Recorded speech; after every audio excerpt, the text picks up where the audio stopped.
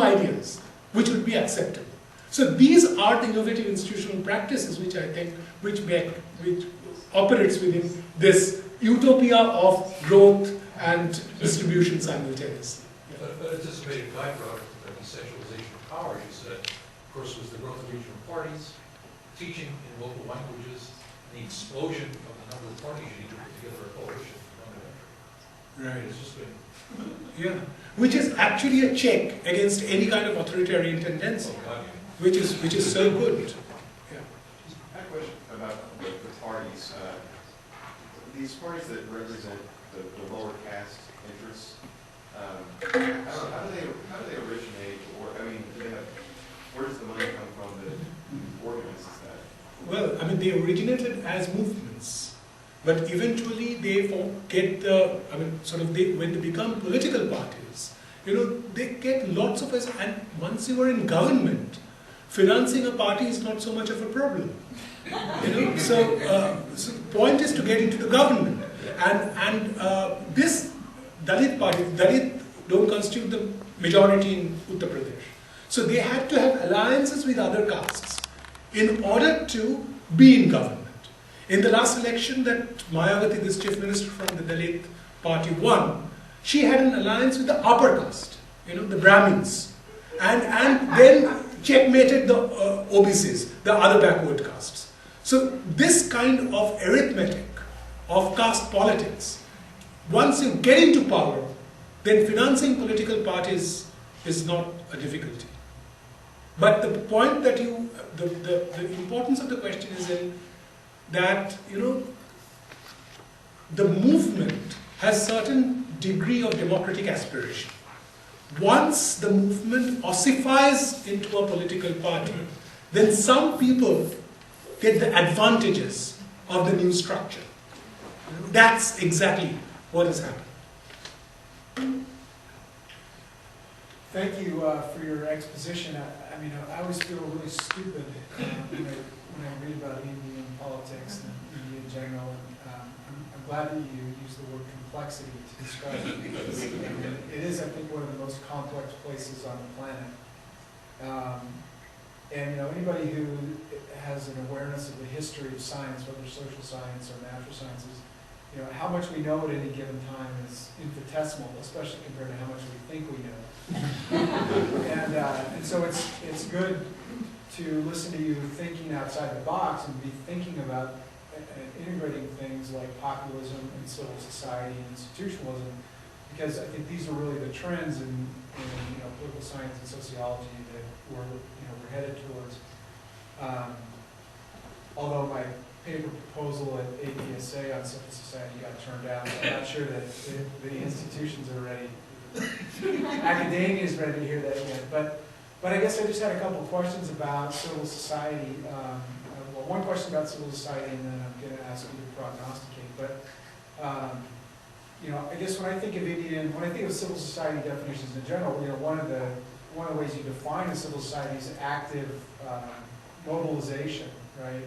And so maybe the mobilizations and you talked about the farmers essentially blocking the plant for the nano, and that's another case where India is, in a traditional kind of modernizing society, you'd expect that they'd be welcoming that with open arms, but again, India is this paradox where you've got these huge development needs, but at the same time, these kind of postmodern values, and so I don't consider, at least in I've only been in India once, but I don't consider India as bereft of civil society. I mean, to me, in a lot of ways, India has a really vibrant civil society.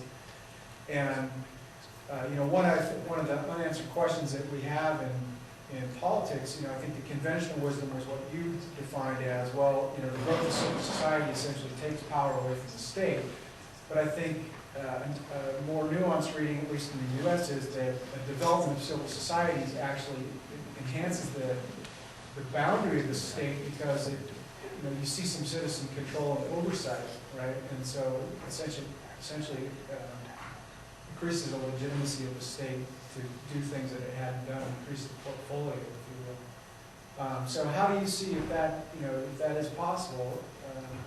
How do you see that happening? And then finally, given all these things that you've mentioned, what do you see, about the future of Indian democracy? Because, these quotas for parliament and all these other really kind of, cutting edge things that you wouldn't expect in a developing country.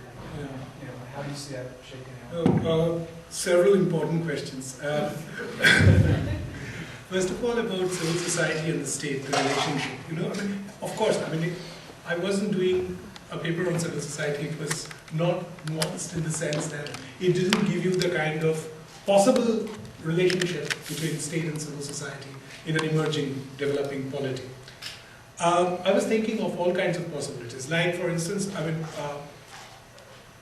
in thinking about civil society, you've got this Gramscian notion where civil society is indeed a kind of a fortress for the state, where the state can actually find some bit of protection from the masses. And many Gramscian sort of analysis of the collapse of Soviet Union was precisely this, that this state didn't have civil society. As a result, it didn't have a safety valve between the protesting popular segments of the country and the state. So it just imploded.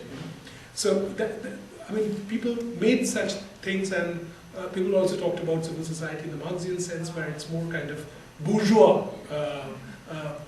But in India, of course, as you say, that there's a thriving civil society. There's a literature which would suggest precisely that. I have some problems in accepting that position, because for the simple reason that can we conceive of civil society without the premises of rights? Now, then if we ask ourselves that when the majority of the Indian population, they combine in collectivities for whatever, like the examples that I was mentioning, like shantytown dwellers, illegal land, or stealing electricity, or taking up pavement, sidewalk spaces for selling wares. These are not done on the basis of an appreciation of rights. These are done because there's a denial of rights. Because these people consider that they don't have rights, this is the only way they can survive. And that is a kind of compulsion for a large segment of the population. So the demands they make upon the system or upon the state are in the language of entitlements. So they try to make the state morally responsible to them, to look after them, and to provide for their livelihoods. And these demands are not met in the language of rights. So they're, at a level, there's a kind of a gross equation which is made between any kind of protest movement and civil society. Like there's a burgeoning literature which will tell you that any NGO movement is also a civil societal movement, irrespective of the character of that NGO. At another level, for instance, when Indian political scientists like Rajni Kothari was writing in the after the emergency, in the 1980s, he thought that there's a kind of expansion of civil society in the social movements. But he doesn't use civil society anymore. People like, Partha Chatterjee used a new category called political society to describe these segments of the population whom he considers outside the civil society. Because they don't have education, they don't have, in most cases, they don't have literacy, they don't have the knowledge of the protocols to deliberate in a legal, rational framework. So basically what these people constitute